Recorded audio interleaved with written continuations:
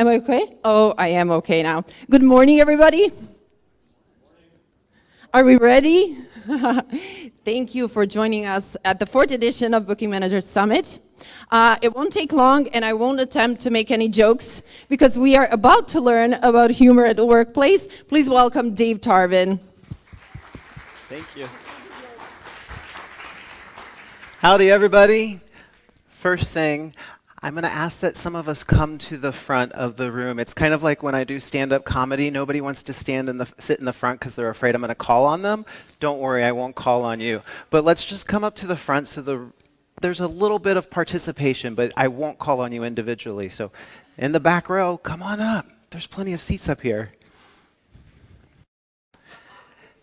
It's happening. I see it happening. And now Niraj told me to do this tip for LinkedIn, and he is the LinkedIn professional. We're going to hear him speak later this afternoon. And so what he asked me to do is to take a selfie with you all on stage for LinkedIn, and I think that's amazing. So let's do that real quick, if that's okay. If I can get you all.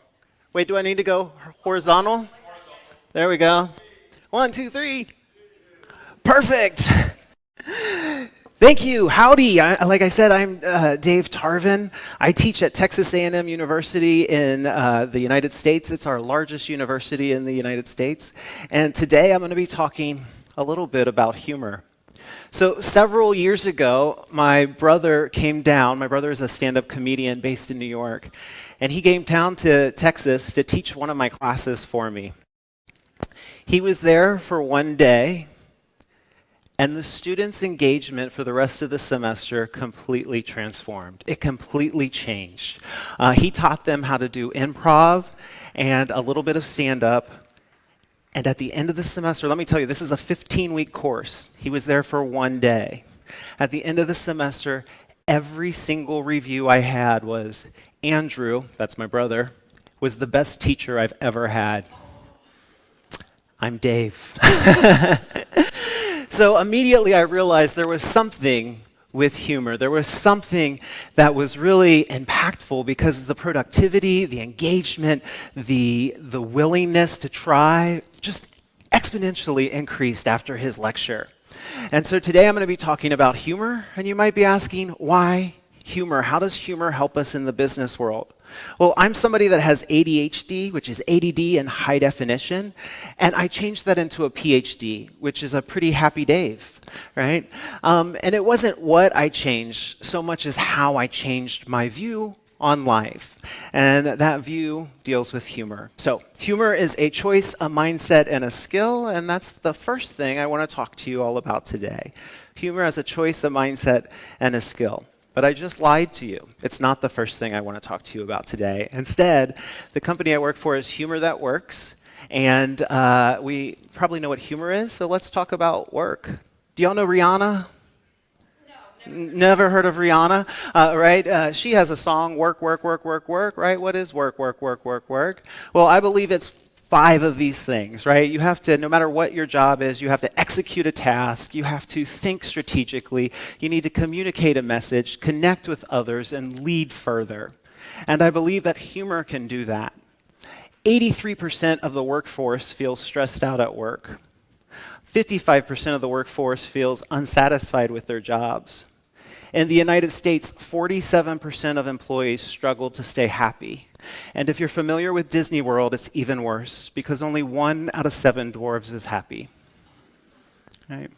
That means that the current way of working isn't actually working. There's something wrong, right? Now, some of you might be skeptical, but I am a researcher, right? There are lots of reasons that humor benefits us. We have 30 examples here. It gets people to listen. It increases long-term memory retention. It improves understanding, aids in learning, helps connect with others. And it's all backed by research, case studies, and real-life examples. Excuse me. So what is Humor That Works? It is a mindset, and it is a strategy for getting our work accomplished. So how can we become more efficient and effective employees to execute tasks? Are you all familiar with gamification? Okay. We have some experts with gamification. Wonderful. Gamification is the idea that you take something that you might find mundane or boring and make it a game so it's a little bit more fun.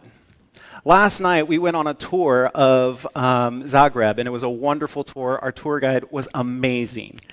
But she must have said festival 600 times. And after the 30th time, I turned to Drew, and I was like, every time she says festival, we need to take a shot. But what happened is I started paying more attention to her because I was listening to see if she would say festival. Similarly, I used to be a sales rep for Lowe's before I became a professor, and I would travel the country Monday through Thursday, and then on Fridays I had to go to a meeting. Our meetings was with our boss, Larry, and Larry was the most boring individual you could possibly imagine. We despised, all of the sales reps, despised our meetings, hated them. But one day Larry said, "I see," said the blind man, "who picked up the hammer and nail." That's not how that saying goes. That's a malapropism. It's, "I see," said the blind man, "who picked up the hammer and saw." Right? And I said, "Larry, you messed that up." And he said, "No, I didn't." And so I turned to some of my members on my team and I said, "Did you hear Larry mess up that malapropism?" And they were like, "Yeah, he does that all the time." And I said, "Well, let's make it a game. Let's write these down." And so every time Larry had a malapropism, we wrote it down. We created a book based on all of these misspoken sayings. I have a few of them for you because they're some of my favorites. So one time Larry said, "Sometimes I feel like a two-headed stepchild." It's supposed to be a red-headed stepchild in English, right? He said, "Use the KISS method, David. Keep it short and stupid." It's keep it short and simple, right? He really messed it up, and Larry was a short person, so I was like, "Oh yeah, we'll keep it just like you, Larry." He said, "Don't stick your neck out on a limb." You can't do that, Larry. It's don't stick your neck out or go out on a limb. And he also said, "David, I want you to let dead dogs sleep."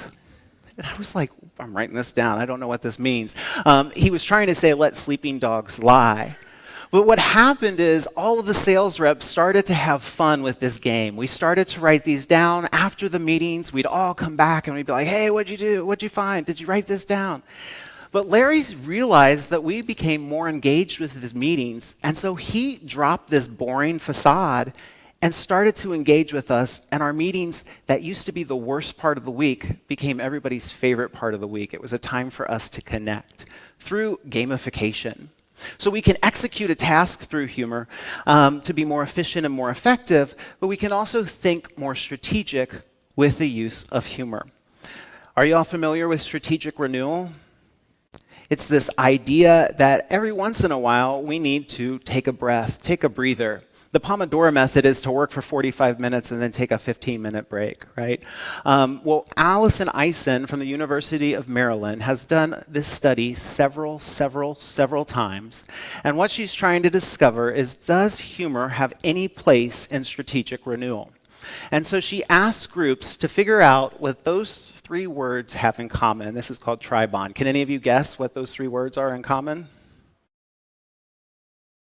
Okay, well, what she found out is if you strategically renewed before taking a test, you did better on the test. And so what she did is she had people come in and watch comedy to de-stress before they took this test.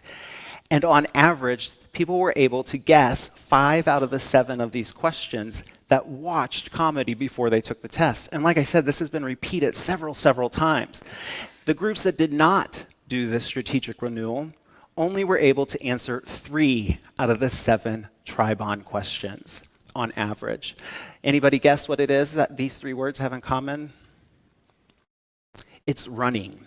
You have a running mate, you have a running total, and you have running shoes, right? And so it was interesting that this research, when it first came out, and then the second study came out, and then the third study came out, and it's like, wow, just watching comedy before you take a test can really improve your scores.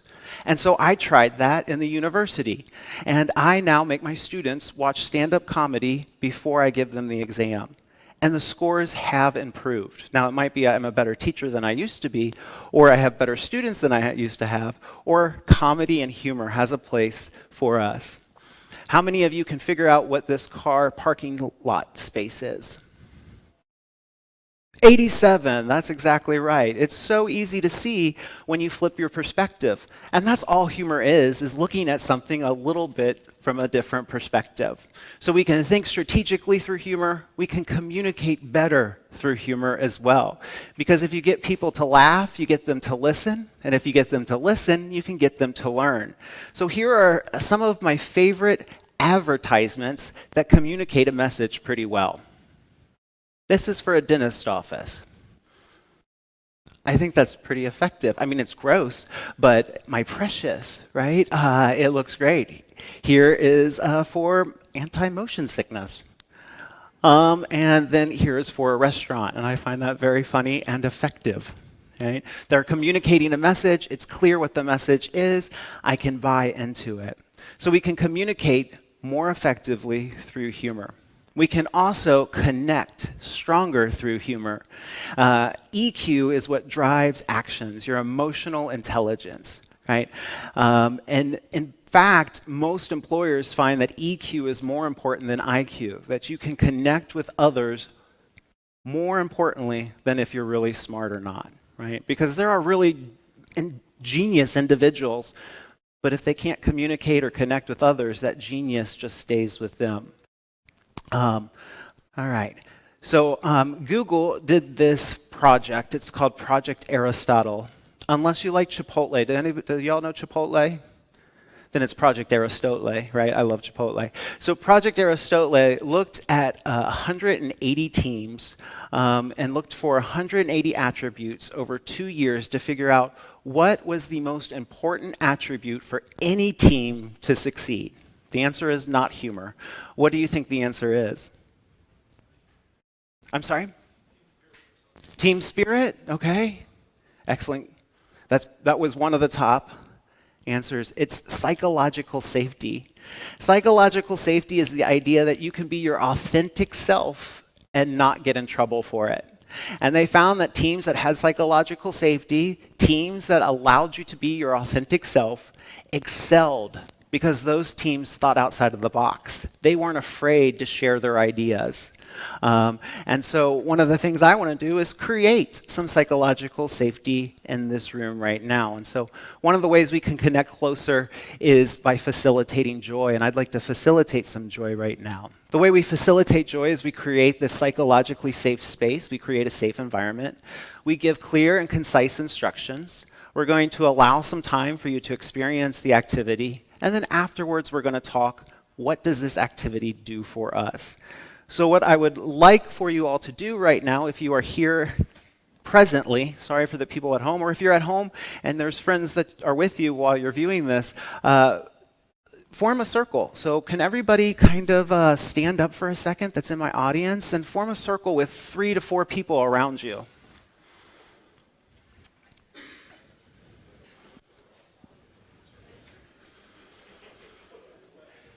Wonderful, wonderful. We're going to have a little bit fun. There is no wrong answer, right? This is a safe space, so just have fun. We are going to do one of 3 activities. So the first activity is called the tiger. Can everybody do a tiger for me, which is like this? Roar. Oh, I love it. Someone over here was like, rawr. I was like, girl, get it, right? That was amazing. Girl, get it. That's awesome. The second activity, so we know the tiger. The second activity is to do the alien, which is like this. Beep, beep, beep, beep, beep, beep, beep. All right. And then the third action that we can possibly do is the salesperson, which is, how you doing? All right, let's try it. How you doing? All right, on the count of 3, I want you to do one of those 3 activities. We are trying to get group cohesion without telling each other what we're about to do, but on the count of 3, either do the tiger, alien, or salesperson, and let's see if any of the groups do it together. 1, 2, 3, roar.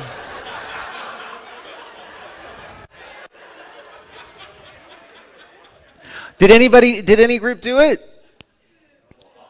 Half of it? Okay, well, let's just try it again. Try a different one. See if we can get it this time. 1, 2, 3. How you doing? Excellent. You all may have a seat. See, that was easy, right? Was that easy, fun, hard, or dumb? Maybe a little bit of easy, a little bit of fun, a little bit of dumb. But what we did is we created a safe space. We enjoyed an activity. We facilitated joy. I heard lots of laughter and smiles during that activity. And we did it to connect closer to one another, right? And so now maybe later in the day, you'll see somebody and you are like, roar, right? Or they'll be like, beep, beep, beep, beep, right? Backing away. But that's one way we can facilitate joy. And I oftentimes tell my clients, facilitate joy before you're about to discuss something heavy. Facilitate joy when you're about to discuss something depressing. Facilitate joy when you're about to hype up something big. Facilitate joy so that everybody's more engaged and connected to one another a little bit stronger. So we can connect through humor and we can lead through humor. Now, I'm a public speaker and I teach public speaking. But the first time I ever gave a speech, I was a sophomore in college at the university, and my brother, I'm sorry, not my brother, my roommate, Joey, he's like a brother to me, he was in the class with me, and he goes into class, he's so nervous, so he drinks a fifth of vodka before he goes to our first speech, and he signs his name up first, because he's like, I just got to get this over with, and I'm like, well, if you're going first, I'm going second, so I write my name second. And so Joey goes up to the podium,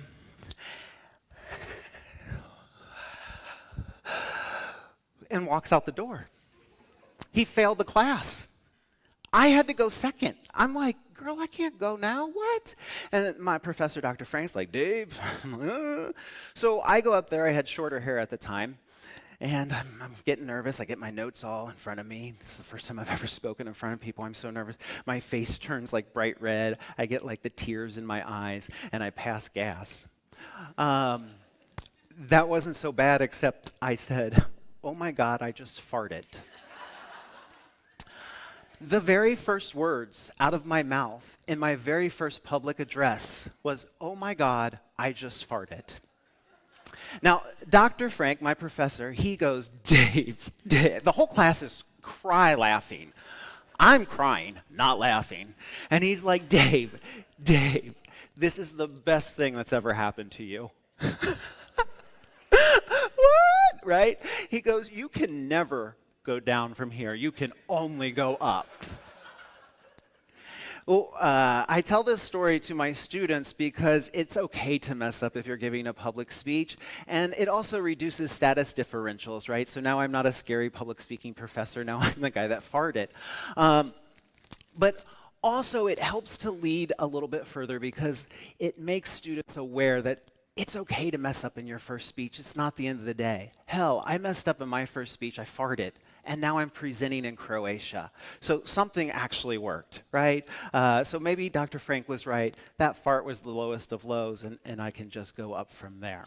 That's to say that humor is a necessity. We need humor in the workplace. We need humor in our lives. But there are some dangers to humor.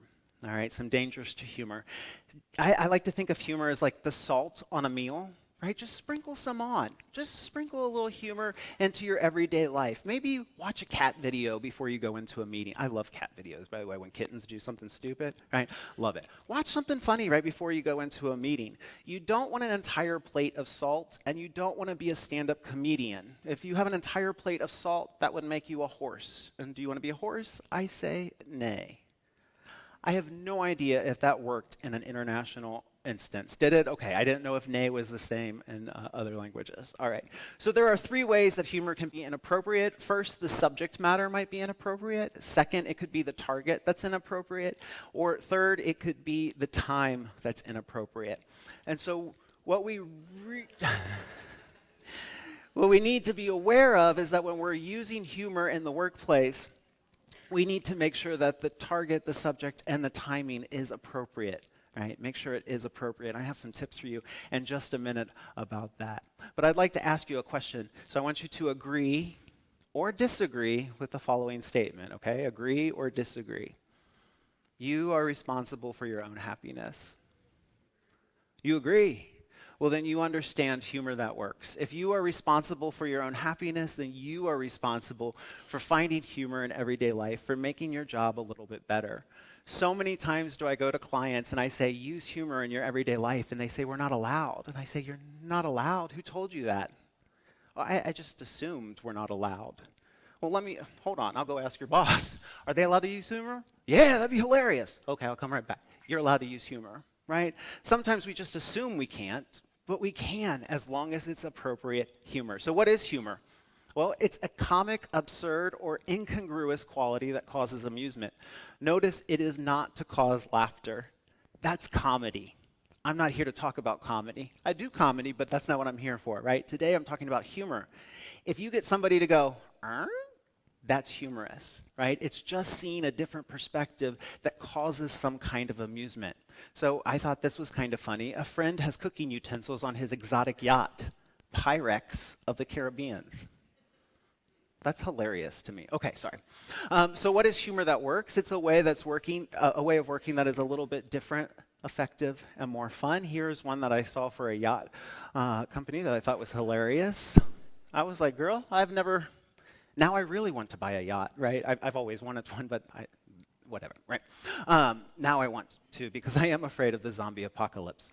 That is to say, humor is a mindset, and so let's practice that mindset right now. If you're at home watching and you have somebody, a kid, a friend, sitting with you, let's try this activity. If not, you'll get to engage with us in a little bit. So turn to the people next to you. Again, we can form that circle if you want. We're going to do another little quick activity. All right, so turn to the people in your little circle.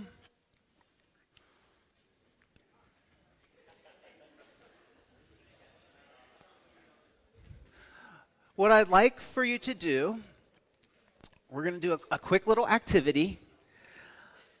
I want the person with longest hair in your group to raise their hand.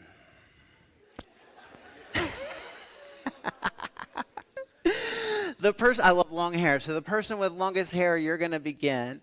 All you're going to say to your group, and we're going to go clockwise in the circle, okay? The person with the longest hair is going to say, I think at today's birthday celebration, we're having a birthday celebration, right? 20 years for MMK, right? At today's celebration, we should, and then fill in the blank. Whatever you want. We should dance the night away. Girl, get it, okay? The person clockwise is going to go next. And they are going to say, yes, but, and then fill in a response. I think we should dance the night away. Yes, but some of us can't dance, all right? And the person clockwise to them is going to go, yes, but they can stand on the wall, right? And the next person is going to say, yes, but that might not be fun for them, right? So every single person is going to start their sentence with a yes, but. And we're going to go around one time in your group, okay? And so person with longest hair, what should we do at today's celebration?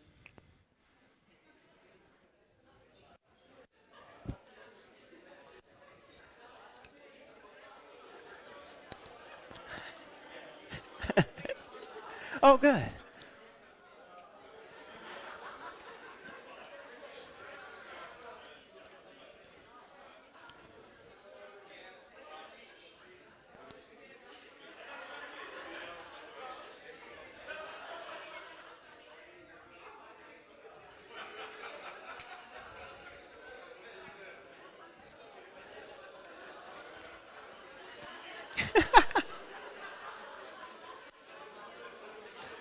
Okay, we'll come back to the center. How was that? Easy, hard, fun, dumb? Fun?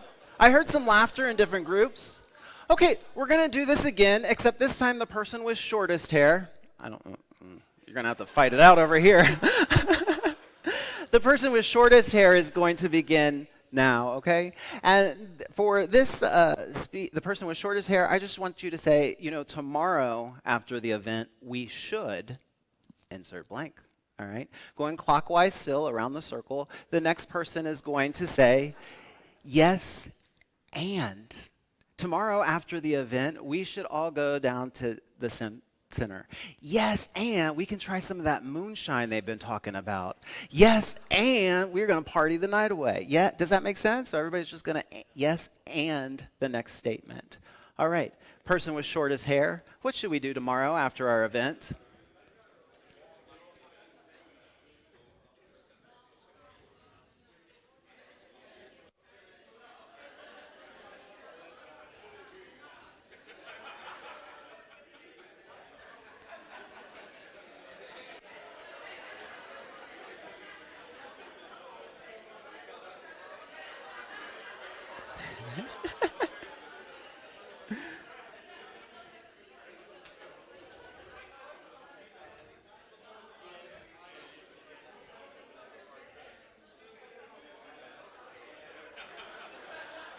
All right, we can bring it back to the center. We can bring it back to the center.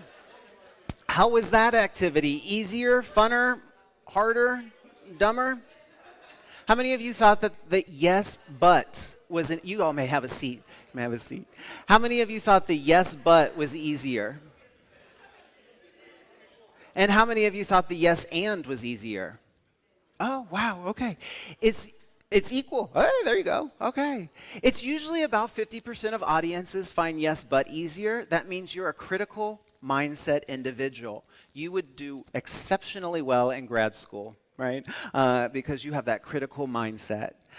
If you found the yes and a little bit easier, you're probably more of a creative individual, less critical to others, right? We need both in the workforce. Sometimes we need both in the same individual. We need to yes and ideas while we're brainstorming, and then yes but some of those ideas to figure out what's appropriate and what's not.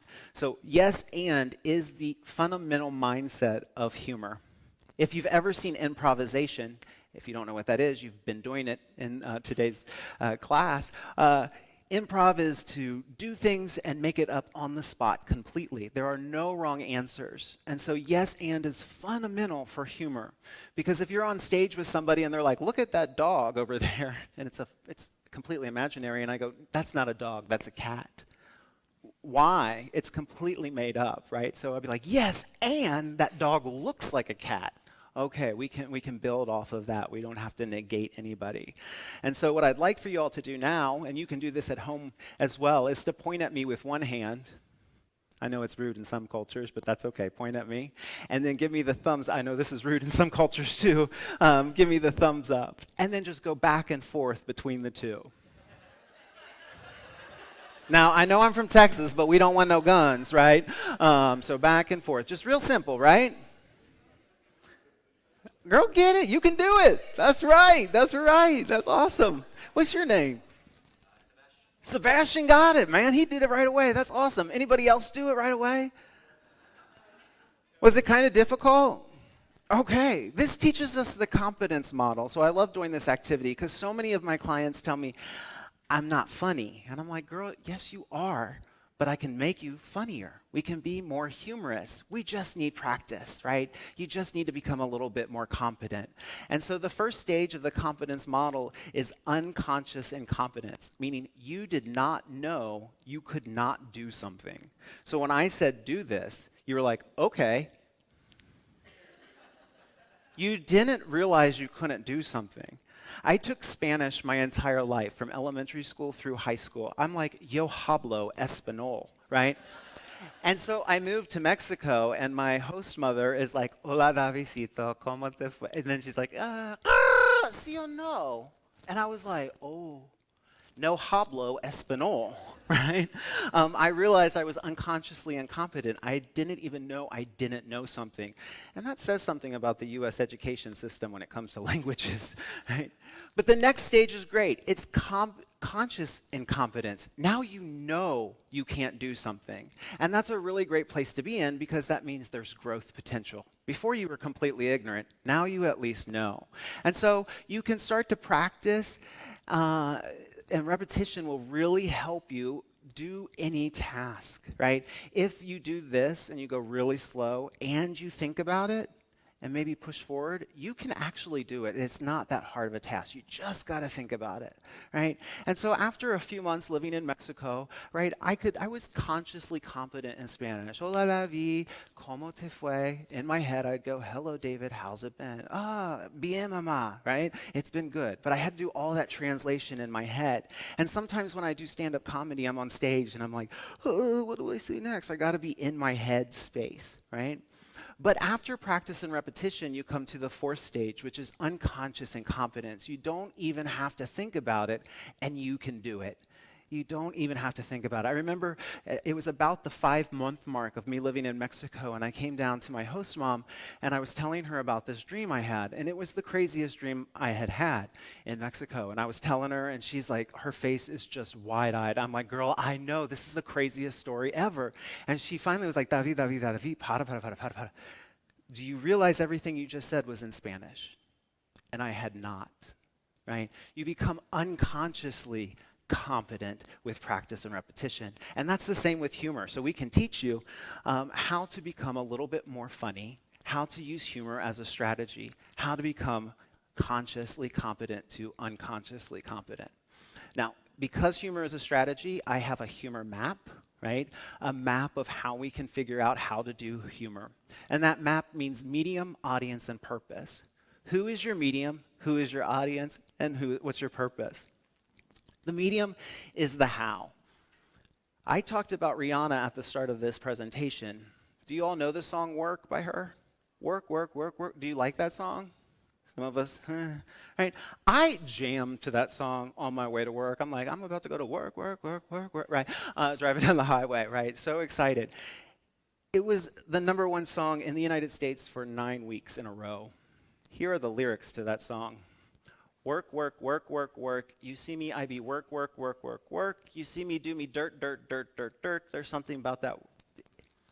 This medium does not work for this song, right? The medium works on the radio to hear it, but when you see the lyrics, when you see it in the written form, it's like atrociously bad, right? Atrociously bad. Sometimes you might have sent a text to somebody, and they've read the wrong message out of the text. Right? I know with my students, if I put any punctuation, I don't know if you know this, but with Generation Z, if you use punctuation, they think you're yelling at them. So you can't use punctuation. So I've had students come to me like, I know you're really mad at me. I'm like, girl, I'm not mad at anybody. What are you talking about? And they're like, well, you put a period at the end of the sentence. What are you talking about, right? So the medium sometimes really, really matters. And I'm sure this has happened to you before, right? I remember I'm part of, the millennial generation. I was one of the first people to have a cell phone in the late 90s, right? And I broke up with my girlfriend via text. Yeah, you know what her response was? That's not allowed. We are not broken up. You can't do this via text. We stayed together for 2 more years. I couldn't tell her in person, right? But that's not a message that you can reveal through text messaging. You need to do that face to face. The medium, how you deliver the message matters. And so sometimes you can tell a joke, and then you go to tell it to somebody else, or you try to text it, or you try to tell it on a phone call, and you're like, I guess you just had to be there, right? The medium matters. So I don't think this song works in written form, but I do think this Bon Jovi ad does work quite well. Whoa, we're halfway there. Whoa, lemon on a pear. If you know Bon Jovi, it's living on a prayer. So the first time I saw this, I went to Aldi immediately and shopped there. That was the first time I'd ever been to Aldi just because of this advertisement, right? I love it. So know your medium, know what works for your medium and what doesn't work. Next, know who your audience is. Who are you trying to use humor to? Who is the recipient of your great comedy? I gave a presentation in Portugal a few years ago, right before COVID, and afterwards they said, that was a great presentation. We'd love to take you to dinner. Do you have any allergies? And I said, yes, I am deathly allergic to seafood. And they said, wonderful, we know the best restaurant in town. And they took me to a flounder restaurant, fish. And the waiter came. I looked at the menu. I said, what's in your salad? And he said, oh, it's a salad tossed in fish oil. I'm like, what? That's disgusting. No, I'll have a glass of wine. And they said, why aren't you having anything to eat? And I said, well, apparently I did a really bad job at your presentation today, and you're trying to kill me. And they said, what? I said, I told you I'm deathly allergic to seafood. But in Portugal, they speak British English, not US English. And in British English, seafood only means crabs and lobsters. It does not include fish. And so my audience didn't understand the message I was giving them. If you go to the United States, have you ever had this beverage before? What do you call it? Dr. Pepper. Okay, in the States, we would call this pop. We would call it Dr. Pepper too, but we're also very generic. We just call it pop, depending if you're in the South or the North, or soda. So where I'm from, we call it soda, but I know most people in the South call it pop. But in Texas, we call it Coke. So you go into a drive-through, not Dallas. I don't think it happens in Dallas as much as it's in Houston. But you go through a drive-through and you order a Coke, and they'll say, "What flavor?" I'm like, "What do you mean, what flavor? I want the Coke flavor." They're like, "Oh, okay. I didn't know if you wanted Sprite or Dr. Pepper." I'm like, "I said Coke, right?" So know your audience. Know that that could mean something. In U.S. English, what this lady is wearing is called a fanny pack. But if any of you speak British English, you know that means something completely different and completely inappropriate that I won't talk about. So we're going to look at that from the U.S. perspective, the thing you put in front of you. Okay, there you go. In British English, do you want to be a billionaire in U.S. English or in British English? You probably want to be a billionaire in British English because a billion is a million times a million, whereas in U.S. English, a billion is only a million times 1,000. And similarly, if you're getting gas, in the U.S., it's 3.79 liters, and we spell it correctly, whereas in British English, it's 4.55 liters, and they spell it wrong. Right? So know your, there's like British people in here, and they're like, "Know your audience, Dave." That was a little aggressive, and I'm just kidding, right? But you can see that your audience can get confused if you don't know who your audience is. Finally, the purpose. So in our map, what is the purpose? Why are you trying to incorporate humor? Why are you trying to use humor? And typically we have 3 reasons that you're trying to use humor in any communication act. And that's to connect with someone, that's to educate someone, or that's to influence someone. And humor is really, really effective at doing these 3 things. We can connect with individuals through humor because if we laugh together, we have pathos, which is Aristotle or Aristoteles' fearful artistic proof, right? Pathos is the one that's most persuasive, and that's the idea of suffering, to use empathy or to use any kind of emotions. And when we laugh together, we connect. Similarly, if we cry together, we can connect, right? And laughing and crying are very closely tied together.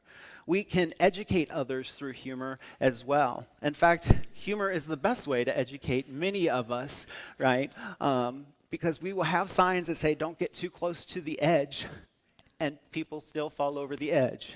Then we have a sign that shows somebody falling off the edge and a bear attacking them at the end, and now people are like, "I won't get so close to the edge," right?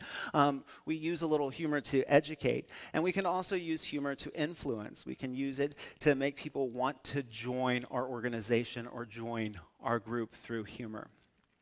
Now, my brother, like I said, is a stand-up comedian, and together he and I started a company called Humor That Works. And Humor That Works travels around the United States and across the world, and we teach corporations how to incorporate humor into their everyday lives. We went to a client, this has been several years, it's actually in the book. We went to a client, and he said he's not funny, and so he wanted us to do a little intervention with him.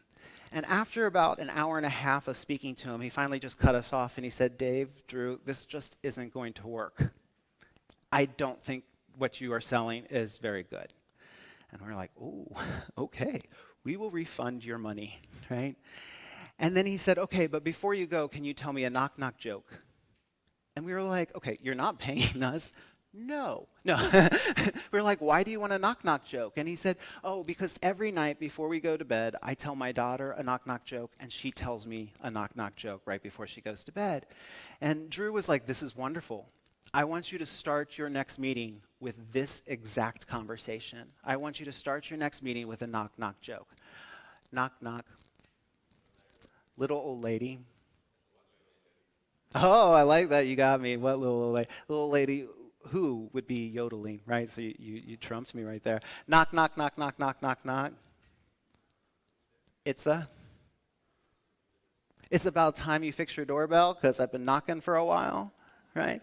So these are just stupid little knock-knock jokes. And so he went to his next meeting and he started it with a knock-knock joke. After the meeting, people who had never spoken to him before because they were terrified of him came up to tell them their favorite knock-knock joke so he could tell his daughter. All of a sudden, he started to connect with his employees, and he called us about a month later, and he said, "You guys are geniuses. We have never been so happy. We've never been so productive. we are doubling the pay for you all. So it was wonderful. We didn't even ask for that, but it was just so transformative for their organization just to start with knock-knock jokes that he was willing to go double. And so like I said, we can facilitate joy through leadership by creating a safe environment, give clear and concise instructions, allow time for the activity, and then debrief the exercise afterwards. And oftentimes we suggest our clients do this, again, before any big meeting. Get people engaged, get them excited to be there for that meeting. So what I'd like for you to do, again, is stand up. This time I'd like you to get into groups of 3, if possible. Stand up into a group of 3.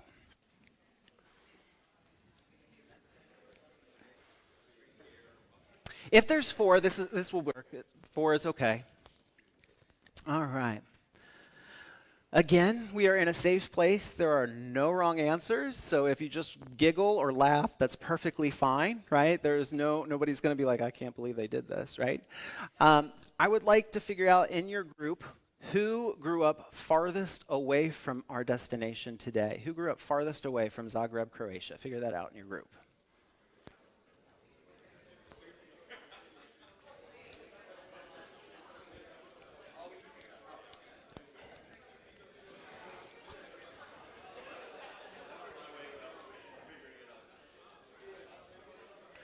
Okay, the person who grew up farthest away from here, you're going to start. You are an interviewer. You are going to interview the person to your left in your circle. You're going to interview them about anything in the world. What's your favorite color? Girl, where'd you grow up? Whatever question, doesn't matter. The person to the person to the left of the person that grew up farther away, you're just going to answer the question. The other people in your group, right, if there's one other person, then that person, or if there's 2 other people in your group, the other 2 people, you are going to hype that answer up. It is the best answer you have ever heard, right? What's your favorite color? I don't know, blue. Blue, girl, that's the best color ever, right? Hype it up, okay? So people that grew up farthest away from here, ask the person to your left some kind of interview question.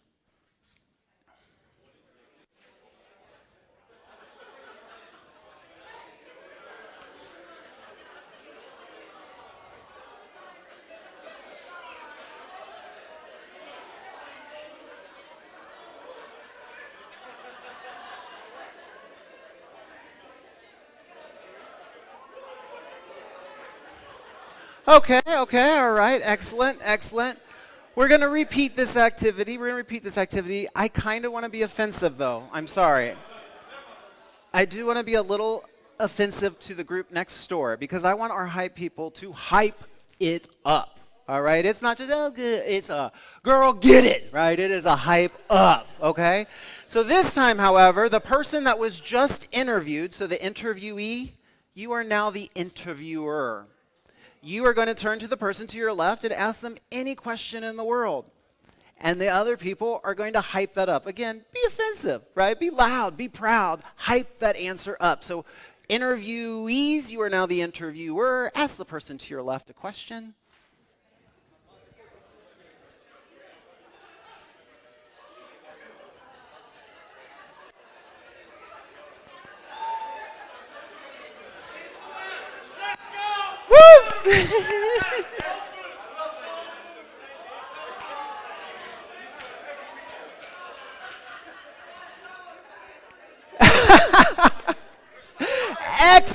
Excellent. Okay, we're going to do it just one more time, just so everybody gets to participate. So we're going to rotate it again. If you were just the interviewee, you're now interviewing the person to your left. The other people hype it up and go.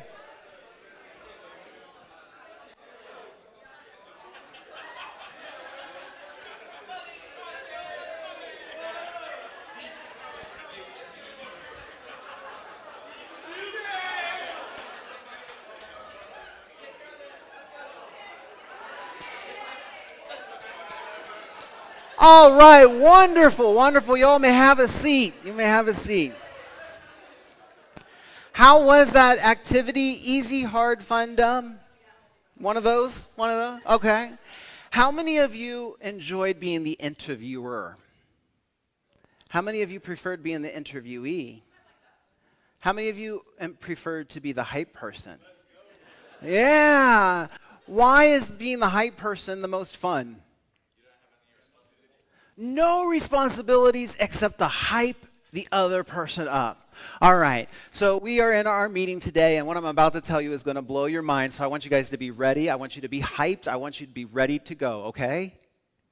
No, that's how I would present a meeting, right? Before I did a meeting, I would do this hype exercise, and then afterwards I'd be like, okay, now we're going to brainstorm ideas, we're going to hype each other up. After lunch, then we'll come back and we'll have that yes but mindset, right? We'll come back and we'll be a little bit more critical. But right now, we're going to hype up the next thing I'm about to talk about in our meeting, right?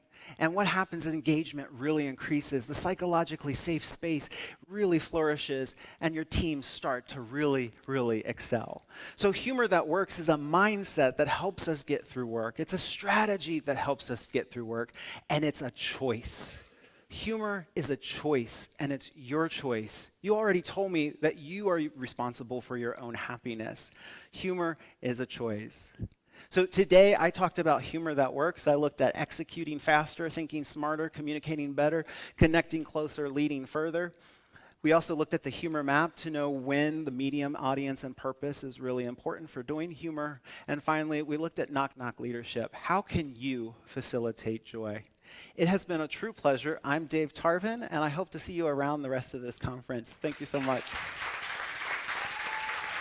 Thank you.